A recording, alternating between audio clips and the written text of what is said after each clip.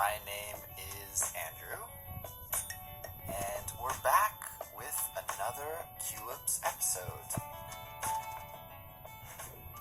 Hi, Suzanne. I'm doing really well. How about you? Oh man, I've been on the road for the last 6 weeks, Suzanne, and I'm finally back home, quote unquote home.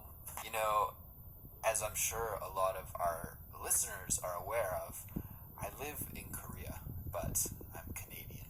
So it's weird to say I'm home because I'm not technically home, but Korea kind of feels like home, so I don't know. I don't know where I am, but to my home base. Yeah, and today I wanted to talk to you a little bit about my trip. Now, I had a lot of great experiences. I visited China, I visited Canada, I visited Japan, and I also traveled around Korea for a bit. And I won't have time to talk to you about everything today, but I did want to talk to you a little bit about my time in Beijing, China.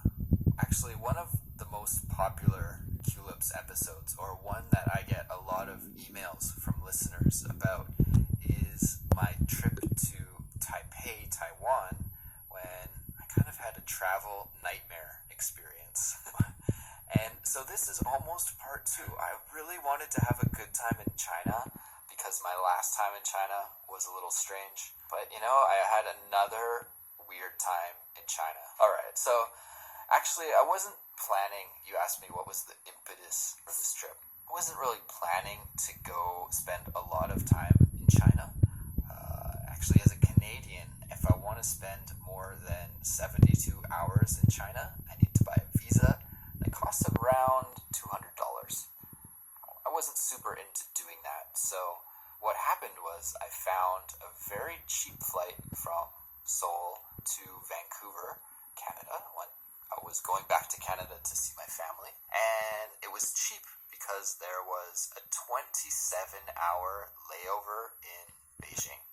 Most people would just ignore that flight, but I thought it was a perfect excuse to kind of stay the night in Beijing, and I could leave the airport and explore the city for the day, you know, so I got really stoked when I was thinking about it, actually, like, oh my god, I can go see the Forbidden City and the Great Wall and wander around Beijing. Like, it sounded like a really great opportunity to get a little taste of China just for a day. So, yeah, I was ready for my trip, you know. It was a beautiful, sunny day in Seoul.